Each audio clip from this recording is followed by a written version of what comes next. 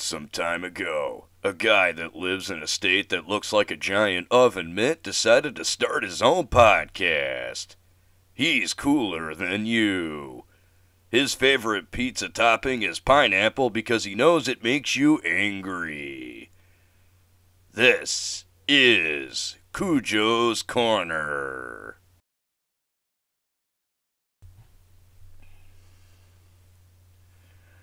Alright. Hello, everyone.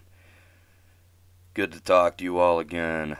I'm Justin Crumley, and this is another exciting edition of CuJo's Corner. So this one is, this is going to be a bit of a weird show for you guys, as you can tell by the screen. Only a few things to talk about, but don't worry, it's still going to be a pretty good-sized episode. I got a lot to kind of uncover with both of these topics here that we're going to talk about. I'm going to give my thoughts on the whole thing with Brian Flores in the NFL. We're going to talk about the the Jim Harbaugh Soap Opera. So, yep. That's going to be fun to talk about. I also decided to throw in a little something extra. Going to talk about a video game I've been playing a lot of. Or actually, I just platted it on the PS4, but I'm going to talk about that for a little bit. It won't be a full in-depth review. Just going to kind of give my quick thoughts about it. And yeah, then we're going to wrap things up with yet another embarrassing story from my life. So yeah, anyway guys, without further ado, let's get started. So sometime last week, Brian Flores opened up a lawsuit against the NFL, and obviously there's a lot to the lawsuit. I'll go over pretty much everything I gather from it to the best of my ability.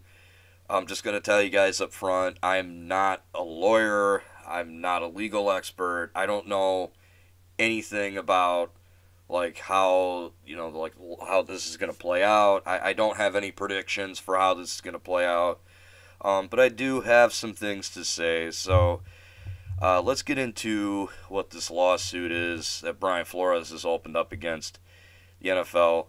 Well, I guess it's not, like, against the NFL. Well, it is against the NFL, but it's also against, I believe, the Dolphins. I think there's, like, two separate lawsuits. I don't know. I don't know how all that works, but I think the way it works is, like, there's one against the Dolphins and then another one against the NFL as a whole. So, anyway, let's like I said, trying to the best of my ability, I'm trying to get this, to you guys to the best of my ability, at least to as far as how I understand it goes. So anyway, Flores is alleging that Stephen Ross, the owner of the Miami Dolphins, basically incentivized him to lose by trying to offer him $100,000 per loss, to which Flores declined to take. He also alleges that Ross tried to get him to recruit a, quote, a prominent quarterback, unquote, to Miami in 2019, which is roughly around the time, actually I think that was the year Flores was hired. Yes, 2019, yes. Flores didn't want to do it in order to not violate the NFL's tampering rules. Ross then set up a meeting with Flores and said prominent quarterback without actually telling Flores of the meeting. This took place apparently on some, like, yacht, I think, or like a cruise, some kind of fancy boat party. But Flores left, and then and these are his words, quote, he was treated with disdain and held out as someone who was non-compliant and difficult to work with, unquote. In essence, he's basically saying they tried to paint him as a guy who's hard to work with and doesn't want to listen. Um, he's also alleging that the NFL has racist hiring practices, and the evidence he cites is a text message from Bill Belichick, basically congratulating him for the Giants job, even though Flores hadn't interviewed for the job yet. And apparently Belichick, according to the text message, Belichick thought he was texting Brian Daboll, who would become the head coach of the Giants. Basically it showed that the Giants' interview with Flores was just to check off the box that says that they followed the Rooney Rule. We'll get more into that in a second.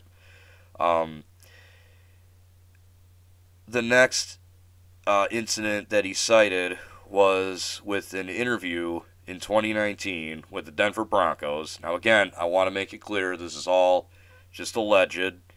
According to Brian Flores, John Elway and the rest of the Broncos staff, the guys that were showing up for the interview, they showed up about an hour late. They were hungover. They clearly were not taking the interview serious, and it was basically a sham interview. Once again, probably just to check off the box that says, oh, we followed the Rooney Rule. This is a pretty horrendous situation for the NFL. Now, again, I'm not a legal expert. I don't know how this is going to play out. And as far as like the racism aspect of it goes, I'm gonna try to tread as lightly as I can on that. I know it's a bit of a sensitive topic, but just bear with me on all this. So, the first thing I want to talk about is everything that he's alleging against the Dolphins. The whole thing with being incentivized to lose on purpose and basically going as far as to pay this guy. I think if it comes out that this did happen, like if they're able to somehow prove that Stephen Ross was trying to incentivize Brian Flores, I think there needs to be a conversation about Stephen Ross relinquishing ownership of the Dolphins. I really do. You cannot have a league where you have an owner that is trying to sabotage a coach's career. Because that's essentially what that is. Now, when it comes to a concept like tanking, I'm not going to say that I'm for it in the sense that I'm for it in the sense that they should do it, whatever. However, I don't hate it as a concept. I am someone who, I think there's a little nuance to the conversation is what I'm saying. It's one thing. I think it's one thing for an owner or a coach or a general manager to say, hey, to maybe kind of signal up front like, hey, this could be a down year. We're gonna look to kind of build from the ground up, see what we have here as far as talent, and we'll go from there. I don't think there's anything wrong with that. I really don't. Because that is you just saying, look, probably going to have a down year. We'll see how things are going to play out. You're kind of keeping it vague, but, I don't know how else to explain it. Like, you're not literally trying to sabotage anyone. Even though it's only $100,000, it's not a whole lot of money as far as like NFL coaches go. It is still, I find it incredibly troubling that an owner was willing to go that far. I do think there would need to be some kind of punishment handed down to Stephen Ross from the NFL, and you know what? I would even say I think there needs to be a conversation to get rid of him. Him and Dan Snyder both, like they could both go, but I'm not gonna get into that. We're gonna Let's just stick to this for now. So, yeah, the whole thing about offering... Again, I want to reiterate, if all that is true, then yeah, I think there needs to be a conversation about Ross possibly relinquishing the Dolphins, because it's not fair to the coach to sabotage his career like that. I don't think. That's just ridiculous. It's one thing to go to him and say, hey, listen, we're not, do what you can. We want you to do your job. But at the end of the day, this is the expectation. Look, we're probably not going to win a lot of games. I'm trying to speak as if, like, as far as, like, an owner, like, how they should handle it. You should not be deliberately trying to pay your coaches to lose. I just find that disgusting. It's ridiculous. And look, I'll just say it. Like I said, it's just downright sabotaging a coach's career.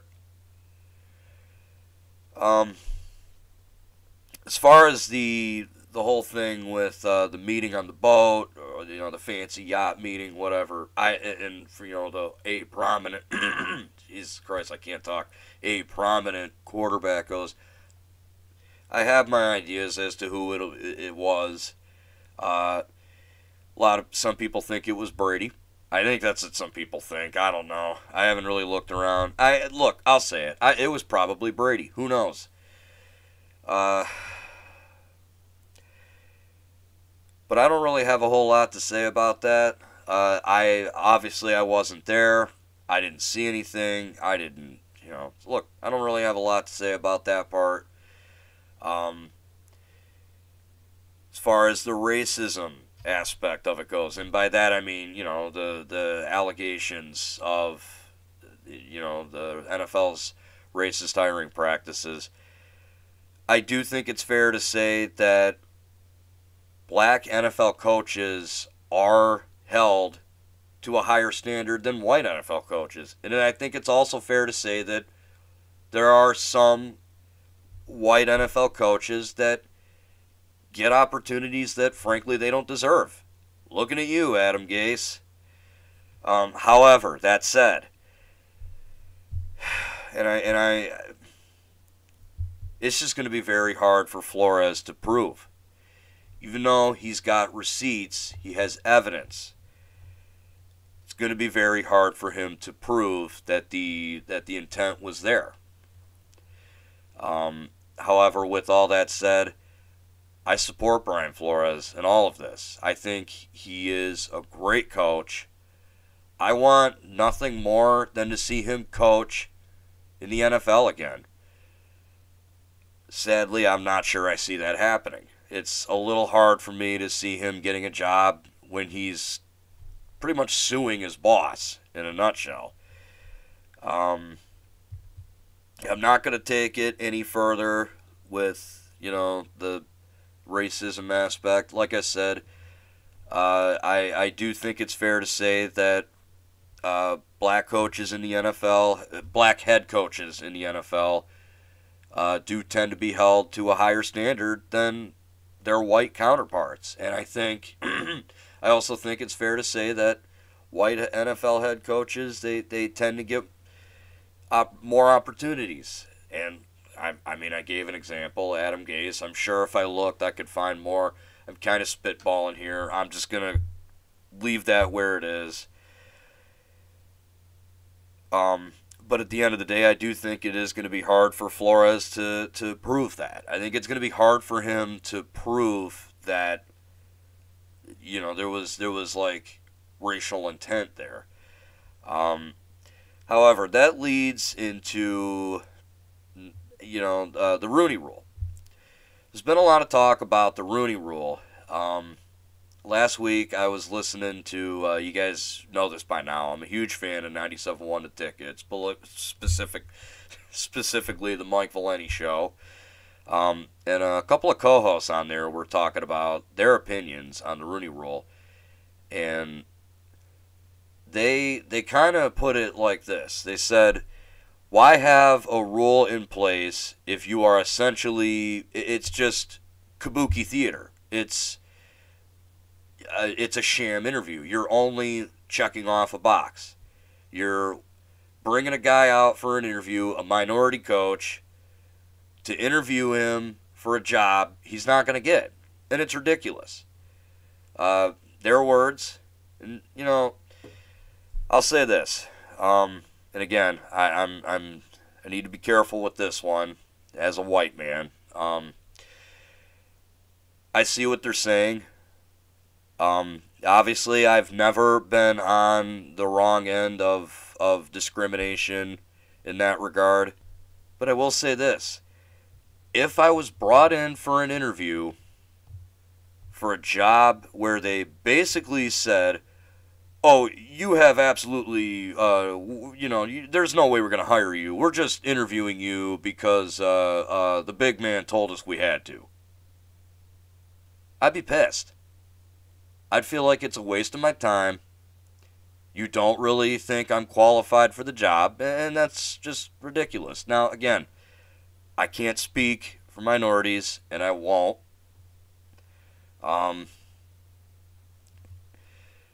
I will just say this: like, if I were in that position, I wouldn't be happy. I see what everyone's saying in that regard. However, and this was also said on the Mike Valenti show, if they were to scrap the Rooney Rule, there's a good chance that probably zero to no minority. I think it's fair to say that like no minorities would even get an interview out of a lot of places. Look, I'm not gonna say for sure if that would be. I'd like to think that would not be the case, but I think it's a genuine possibility that yeah, if you were to scrap the Rooney Rule, yeah. So it's a bit of a tricky situation. I don't have the answer as to what should be done.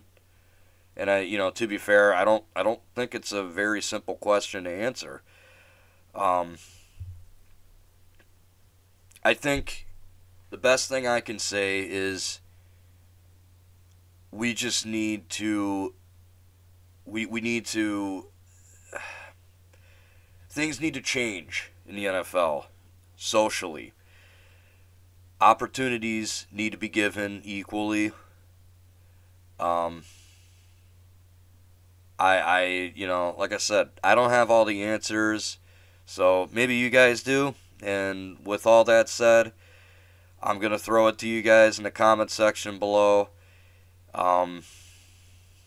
What do you think needs to be done? What are your thoughts on this whole Brian Flores situation? Do you think Brian Flores is ever going to coach in the NFL again? Do you think he should get an opportunity?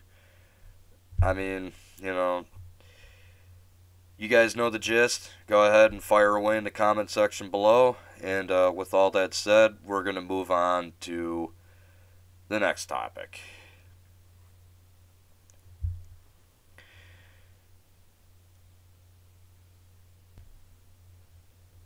Ladies and gentlemen, it's time for another long, dramatic episode of My Dear Harbaugh.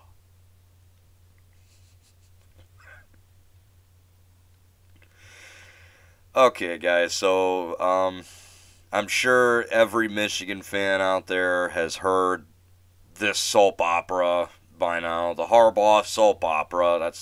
I think that's what I'm going to call it now. I might make this like whenever I talk about Harbaugh, maybe I might just come up, use that little opening. I don't know. But anyway, guys, this whole Harbaugh thing is a soap opera, and we're going to talk about it. So, I'm sure everyone knows by now, last week, Jim Harbaugh had an interview with the Minnesota Vikings. All indications were that he was going to take the job. He was going to go to Minnesota and become the head coach of the Minnesota Vikings. So the problem wasn't so much the fact that he wanted to go to Minnesota. I think deep down inside, all Michigan fans kind of knew he always wanted to go to the NFL. At least I always thought he wanted to go to the NFL. The problem isn't so much that he wanted to go to the NFL. The problem was that he did this on the second National Signing Day. A day where we could have landed some last-minute recruits. And leading up to, actually we found out through some reports, he apparently was telling recruits, oh, if I get an offer from the NFL, I'm taking it. I'm not going to be at Michigan. So after having the best season in almost 20 years in Michigan football, this guy essentially just dropped a nuke on the program. Again, I want to reiterate, the problem is not that he wanted to go to the NFL. You know what? It probably would have worked better for him if he had gotten that job at Minnesota. And the reports on that are he went in thinking he already had the job. He bombed the interview. They didn't hire him. Now he's got to come crawling back to Michigan. Look, you guys know by now, I'm not a huge Harbaugh fan at this point. Even though I ate some crows and I was wrong about what he did this past year, I'm willing to accept that. I'm not willing to accept what he did here. This is ridiculous. This is childish. Look, maybe some of this is on Michigan. From what I gather, the whole issue here, besides not giving him a new contract extension, from what I gather, Michigan's not letting him hit the transfer portal. They're not doing NIL, even though he's been requesting it. So, look, if that is true, Michigan needs to get on that. Because, in my opinion, those are what they need to do to win. But that's neither here nor there. This is about Harbaugh. Again, I can't stress this enough. It is not that he wanted to go to the NFL. That is not the problem. The problem is the fact that he did this on the second National Signing Day. He was screwing up the recruiting by telling recruits, if I get an offer from the NFL, I'm taking it. And, I mean, in the process of all the antics, Mike Macdonald, defensive coordinator, he went back to the NFL. Just so happens that he's back in Baltimore. Josh Gaddis, we just got the news today. He's gone. He's going to Miami to go be the offensive coordinator at Miami. You know, the U. He actually cited he cited a reason, said he was felt unappreciated or something to that effect. I don't know. Look, as far as that goes, I'm not hitting the panic button yet. Now, if more guys end up leaving, like if Mike Hart ends up going, yeah, then I probably would say, okay, now something's definitely wrong here. I do think it's fair to say that Harbaugh's antics didn't help the situation, but if Josh Gaddis truly didn't feel appreciated at Michigan, he was probably going to leave anyway. Mike Macdonald, like I said, it was almost set in stone. He was probably going to go back to the NFL anyway, so look, it is what it is. Harbaugh needing to rebuild his staff, I'm okay with that. Fine. Here's what I want. Now, I can't speak for all Michigan fans. I'll give you what I want. Here is my perspective. Here's what Harbaugh can do to get back in good graces with me as a Michigan fan. It's very simple. Do exactly what he just did this past year. only this time beat Michigan State. That's right. Right back to where it was before. Beat the rivals, win the Big Ten, go to the playoffs. That's it. That's all I want. Victories against Michigan State, Ohio State, a Big Ten, a trip to Indianapolis, win the Big Ten, go to the playoffs. That's it. Just do exactly what you did this past year, Harbaugh. You do that, you could sign me up as a Harbaugh defender. Because at that point, there is something there. But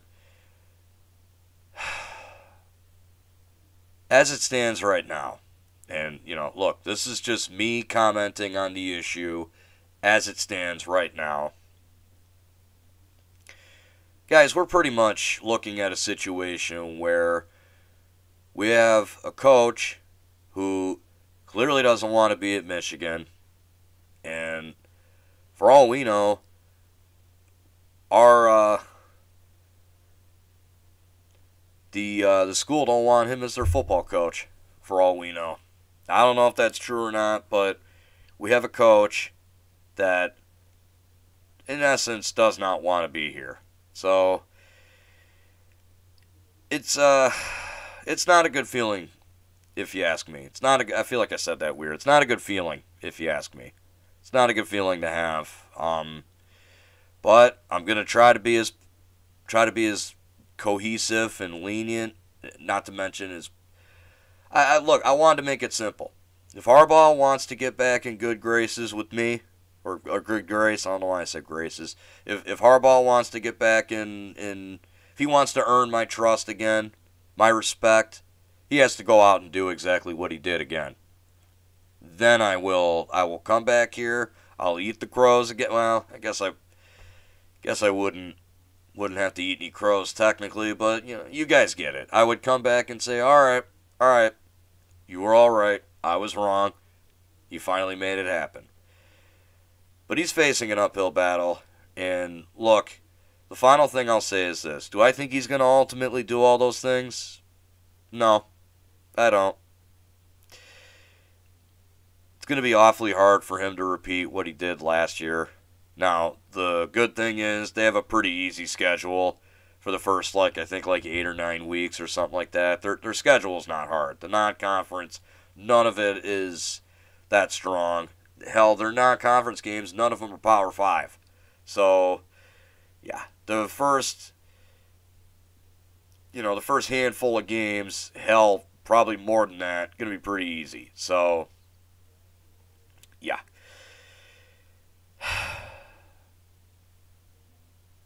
I don't know, guys. I don't know what else to say. Like I said, this has got to be one of the worst spots I've ever been in as a Michigan fan. I never could have predicted that this was going to happen. I never could have thought in a million years that a man, after coming off of his best season, not just his, but the football programs, after guiding the football program to their best season in almost 20 years, this guy may have literally just blew the whole thing up in one day. Unbelievable. Unbelievable. Let's go to the next segment. So, this is just one I threw in for shits and giggles. I just felt like talking about it. I recently just platted Ratchet and Clank, the 2016 reboot for the PS4. The game based on the movie, which is based on the game. I never saw the movie. I don't know. I just didn't have any interest in seeing it. To be honest with you guys, I never really was a huge Ratchet and Clank fan, and look, I'm still not. I mean, it was a fun game. I really liked the 2016 one, and obviously I have some positive things to say about it. Otherwise, I wouldn't be talking about it on my podcast. I wouldn't have thrown it in as just kind of a mood lightener. But also, football's gonna be ending soon. I gotta come up with more things to talk about. So anyway, guys, I recently platted Ratchet and Clank 2016. It's a fun game overall. I'm not gonna give you like a full in-depth review and give you all the all the work that went into it. I do recommend it. I bought it at like a kind of like a hipster's hangout place. It's like a bookstore, but they sold video games. I bought it for like $20. And yeah, for what I paid for it, yeah, it's a pretty fun game. I would recommend it. It's also plattable, meaning you can get all the trophies. I will say this though, and I do want to rant about this for a bit. The trophies in that game were so fucking obnoxious. Oh my god. Off the top of my head, like the go on all the escalators and where you literally don't even move. You just let the escalator carry you. I mean, there's only like 4 of them, but still, the one that sticks out to me is Death by Disco. That was the last one I had to get. Oh, that one's a pain in the ass. I also found the racing ones to be, well, the first racing one, the one where you have to complete the race in under a minute 35, that one was a bit challenging. And, the second race had its difficulties, but I managed to get by that one pretty well. So, yeah, like I said, overall, pretty fun game. I would definitely recommend it. Very creative, very colorful. Kind of looks like a, kind of reminds me of like a kiddie version of a MCU film, only instead of with like Marvel characters, it's with like anthropomorphic space animals and robots and shit. It's good stuff. Check it out. If you guys are fans of Ratchet and Clank, what are some of your favorite games? Like I said earlier, before I started talking about it, I never was a big Ratchet and Clank fan, so I would like to hear from some actual fans of the series. What are your guys' thoughts on the 2016 game? What do you compare that to the older Ratchet and Clank games? What do you guys make of it? Because I'm blind on this one. I never played any of the old Ratchet and Clank games. Like I said, like 3 different times, was just never a big fan of these games. But yeah, other than the trophies being incredibly obnoxious, I think the game is overall a lot of fun, and yeah, you should check it out. Alright, guys, time for everyone's favorite segment, the embarrassing story. So this one goes back to high school. This is, God, I think I was about 16, 17 when this happened. Something like that. I was a junior in high school. It was my junior year. And I played baseball. I'm pretty sure I've told you guys this before. This is oh boy, this is quite the story. So we weren't very good my junior year. We were kind of a lower tier, bottom feeder, kind of a free W for every other team kind of thing. We had a lot of freshmen. It was definitely somewhat of what you would call, like, I guess the closest thing to a rebuild as you could get in high school. So we also had like a coach who had like no experience before, so he was kind of learning as he went. And just, it was a bit of a frustrating season, to say the least. So we were playing against a rival, and I was up to bat.